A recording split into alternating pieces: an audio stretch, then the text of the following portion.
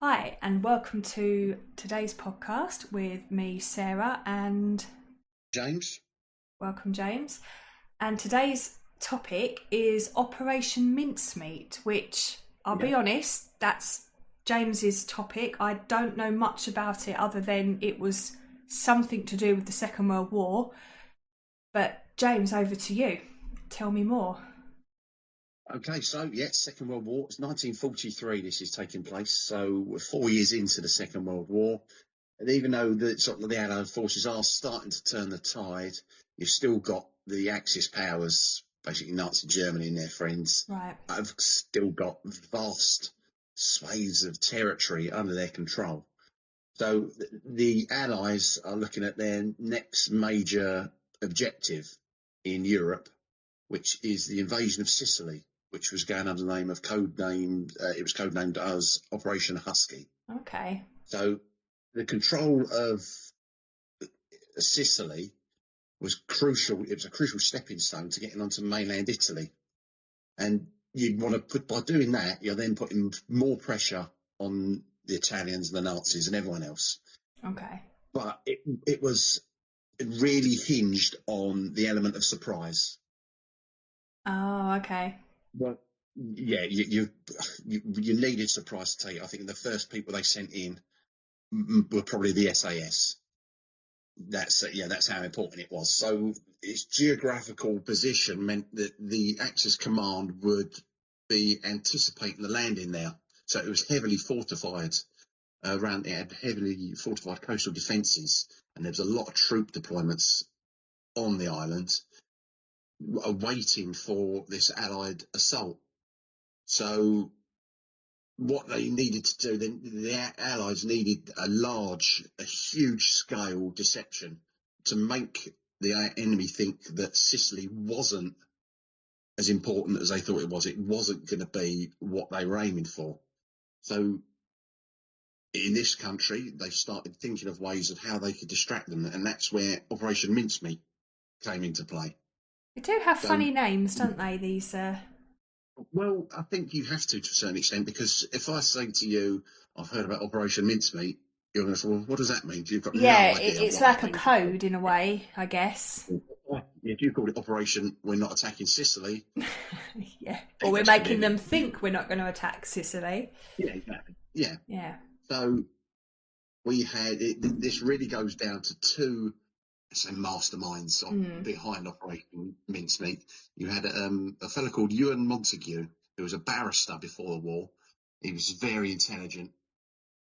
He was very imaginative, and he was great at problem solving. So his legal background had honed this ability to construct intricate stories whilst placing close attention to detail. Okay. And this obviously proved this was invaluable when it came to crafting believable stories, especially the one we would have in Operation Mincemeat. There was also a bloke called Charles. Can't even think how he spells his name now. Not Chomley or something like Chumley, I think he spelled his name. He pronounced his name, but it was spelt Cholmondeley, but it was Chumley. Right.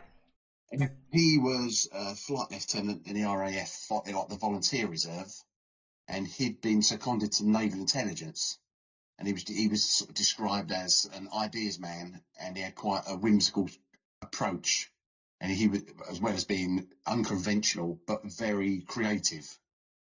So even though bear in mind, this is a very, very serious world, this wartime intelligence world, he was still creative. Creativity rules. Yeah, it does, yeah. So they're working together in this very, very secretive branch of naval intelligence, and they've been tasked with coming up with this deception. So this is what they've been presented with, and they've got to convince the Axis powers that the Allied invasion of Sicily, the seemingly outlandish concept at the heart of Operation Mincemeat, had its roots in a more general discussion about deceptive tactics. So the initial spark is usually traced back to a memo circulated within British intelligence circles. It was sometimes referred to as the trout fishing memo. It was a document believed to have been authored by Ian Fleming, who went on to write the James Bond movies. Oh, and it explored what he referred to as interesting. queer ideas for deceiving the enemy. Now, I think he also wrote Chitty Chitty Bang Bang. But one of the suggestions in his memo, though it wasn't fully fleshed out, it involved planting misleading information on a dead body that would then fall into enemy hands. So that was the notion was akin to fishing for information about presenting bait, which is why he called it trout fishing. So you've got Ewan and Charles have seized upon this very basic premise and have worked to develop it into a more concrete and elaborate plan. They recognised that it had great potential, Yeah. so they could use it a carefully staged scenario involving this deceased individual to carry fake information, and they would then let it fall into the hands of German high command. So they think they've just stumbled across this brilliant bit of intelligence. Yeah, that they're not supposed to have, and Exactly, yeah. right, So it's okay. almost I think if you've just stumbled across this on a dead body, why would it be fake? Yeah. I think it's Yeah, a who brilliant would idea. plant that on a dead body? Exactly, yeah. Yeah. So it was quite a leap from a vague idea in a memo to quite an intricate operation, but it Mm. was very significant. But so these two men had to work out all amazing problems and ethical considerations with Finding this a as well. body So for a start. yeah, exactly. Mm. You also need to have you've got to create a believable identity for this Mm. person. So you've got to create the fictional officer and a backstory to go with it, and you've then got to create the fake documents, and then you've got to engineer a way for it to fall into enemy hands. So it's a huge undertaking, absolutely massive. So for this, they invented a Major William Martin, and for this, they needed the body. So, which would need to be a real human corpse, and that would have to be good enough to convince the enemy that this was a deceased British officer carrying this sensitive information.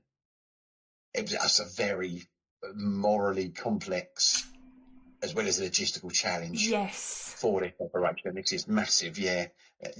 How you're going to just deal with your own conscience as well as how you think this is going to work. But obviously, it didn't stop the man. It's got war as well. So No. it's So most totally. where did they find a body? From what I understand, is they spent a lot of time going around morgues looking for suitable bodies that could pass as drowning victims. Right. So there was a lot of criteria for this. So the death had to be quite recent, so the body hadn't started decomposing. Otherwise, that's going to look odd. I suppose you want someone who is well. They went with someone who had pneumonia, so they had liquid on the lungs. So rather than thinking this person's got pneumonia, he's obviously drowned, which is why there's fluid in his lungs. Yes.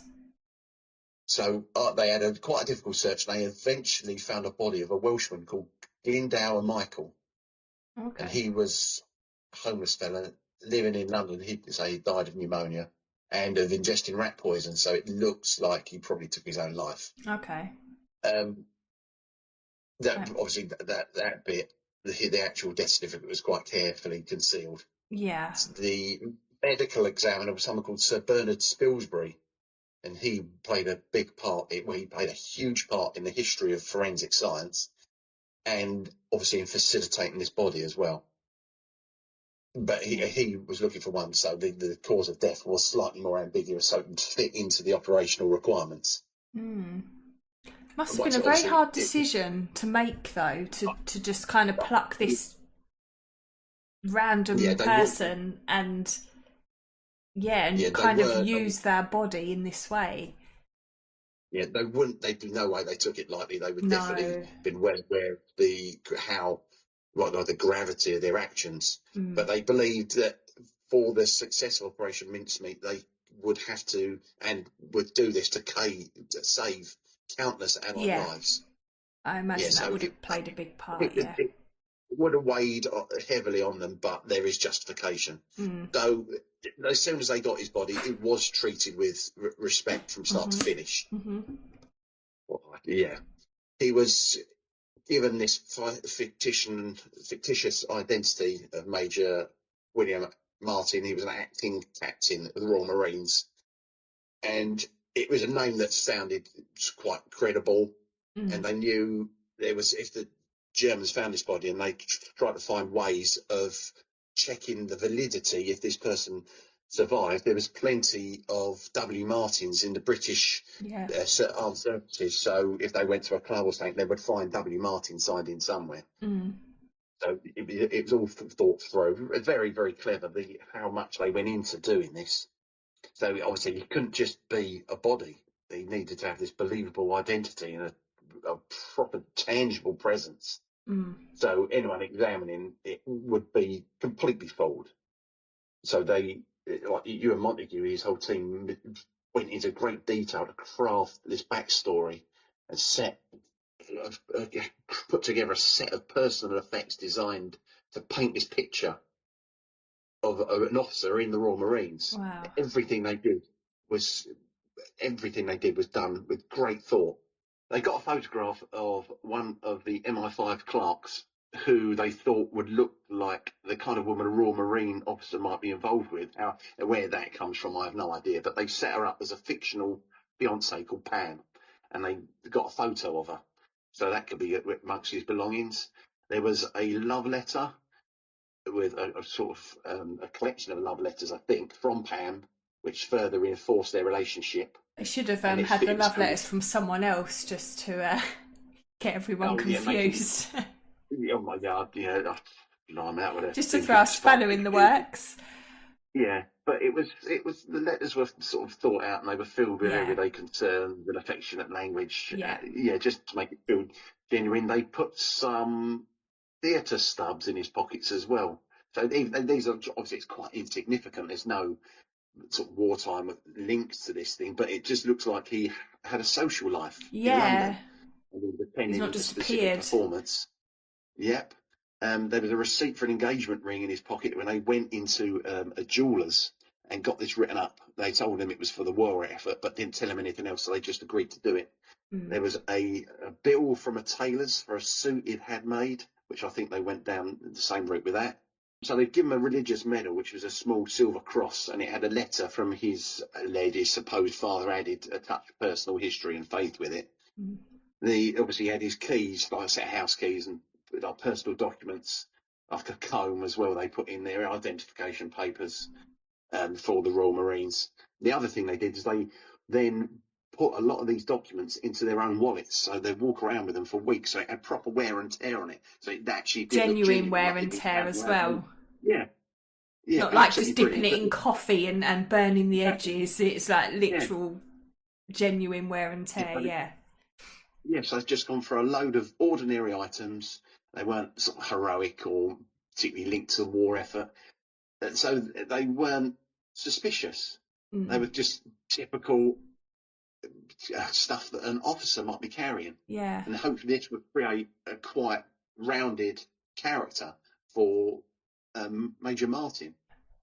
But what they also wanted to do was handcuff a briefcase to his wrist, but they had to put documents in it which were apparently of a sensitive nature.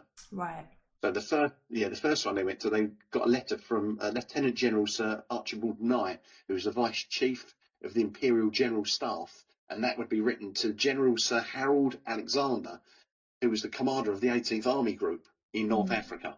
And they actually went to him and got him to write this up, even though he was absolutely baffled as to why they were doing it. Yeah. Just so it was genuine. It was a letter from him. And it looked like this was being delivered to him.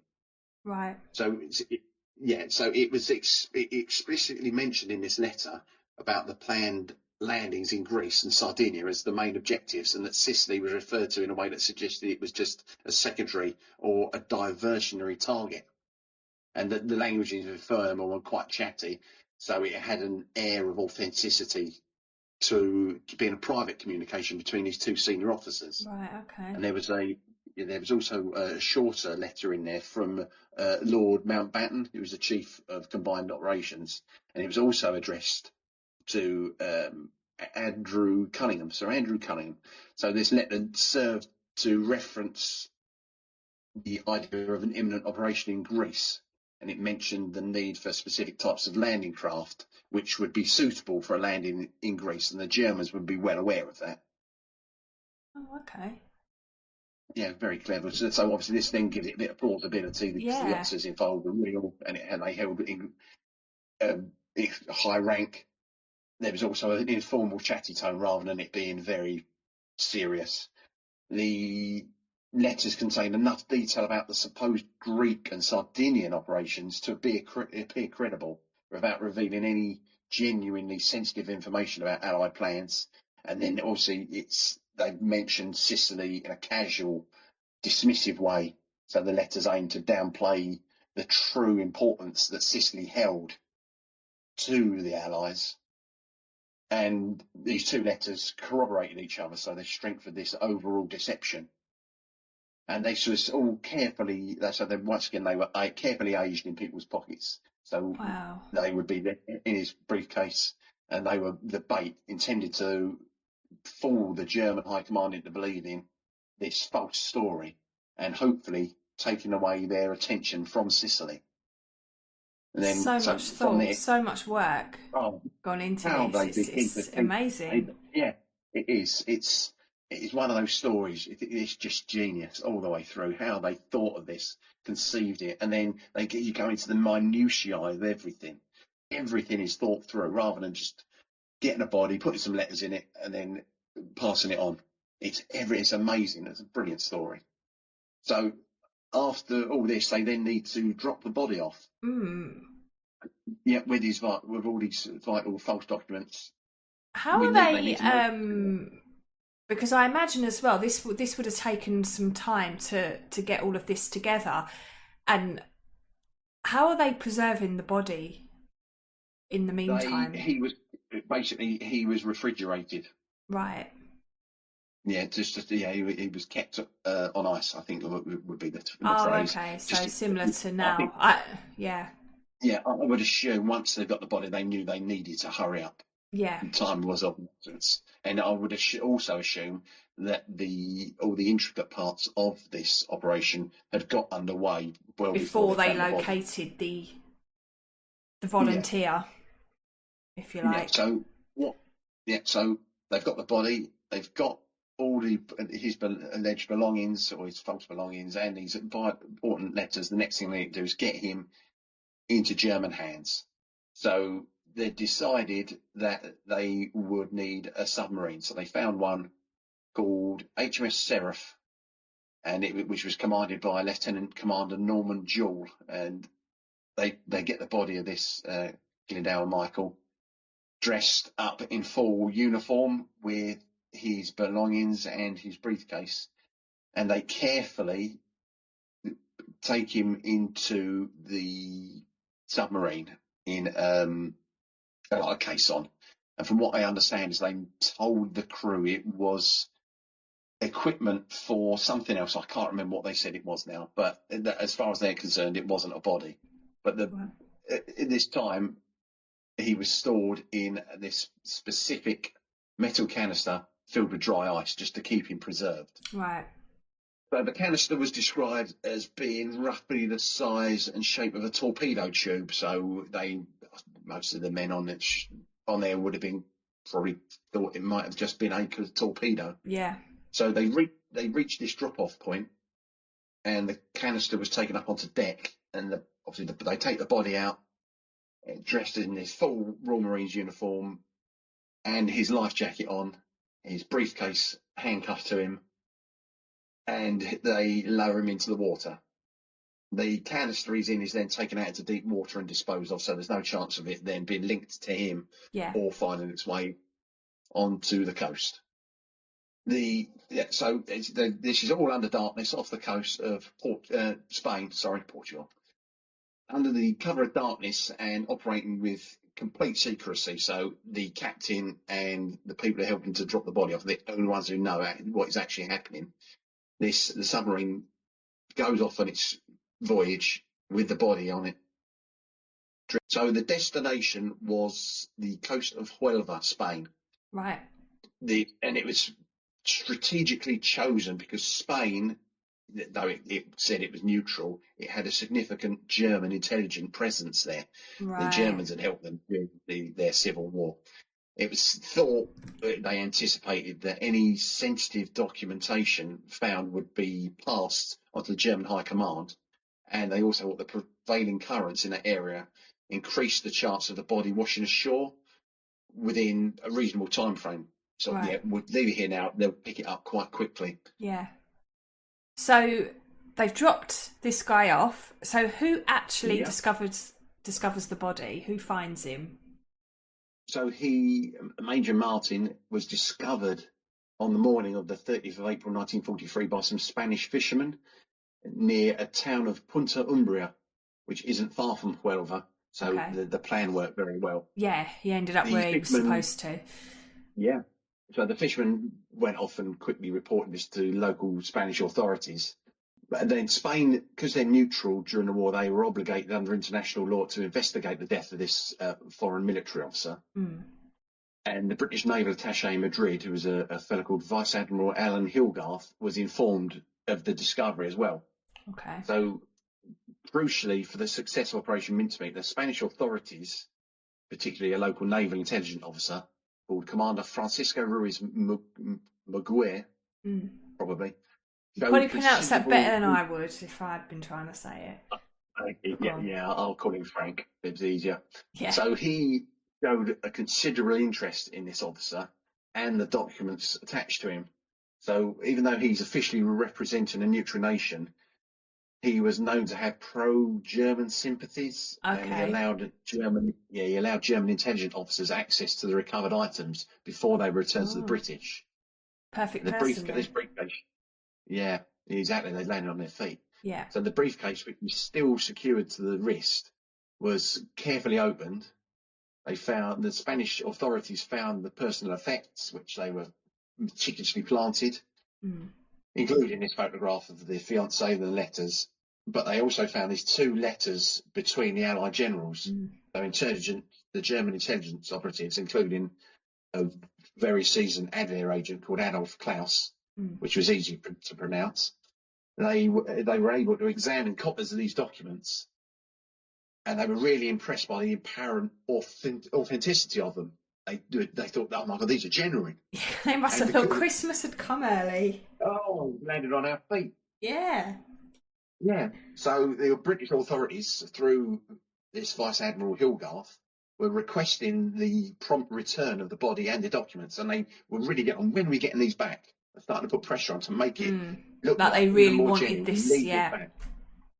Yeah. So you then had the delay caused by the Spanish investigation, and this clandestine access granted to the Germans, which was what Montague and Cholmondeley precisely wanted. That's what they'd hoped for. Yeah. And so they're taking a bait. This false information was now in the hands of the Germans. Wow. But did it work? Perfectly. That is the question. Did it actually work? So the letters have gone from the Spanish to the Germans. They've made it to the highest levels of the Nazi regime. And you've got the meticulous detail and the genuine tone between the senior Allied officers with the corroborating personal effects of Major Martin have combined to create this brilliant illusion of truth. And its key figures within German High Command, including Adolf Hitler, were presented with the contents of these captured documents.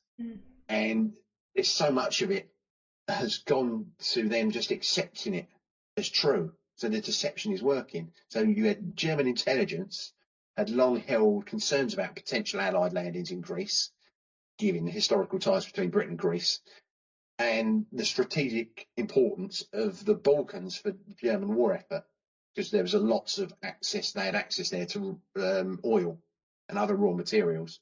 So these documents reinforced the preconceived ideas and fears of German intelligence. So you also had the detailed persona created for Major Martin with his photographs, his love letters, all his everyday personal items, and this helped to humanise the carrier of the documents. So it made him, it just give that an extra level of being completely genuine. Yeah, just your regular soldier. And why he was entrusted with this important information. Mm. So there was a reluctance amongst the high-ranking German officers and Hitler to dismiss this.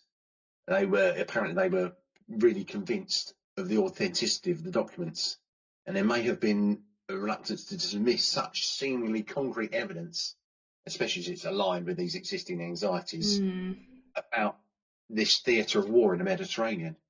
So as a direct result of the information contained in the documents, the German High Command took significant action. So they worked to reinforce Greece and Sardinia.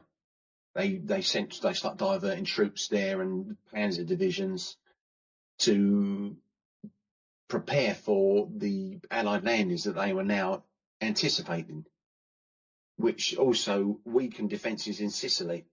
Right. So they've basically done exactly what we wanted them to do. Yeah, it's almost complete success. Mm. I don't think it could have gone any better. No. But so British intelligence received confirmation through intercepted German communications using like the ultra decrypt that the deception had worked. The message "mincemeat swallowed whole" was famously sent back to London.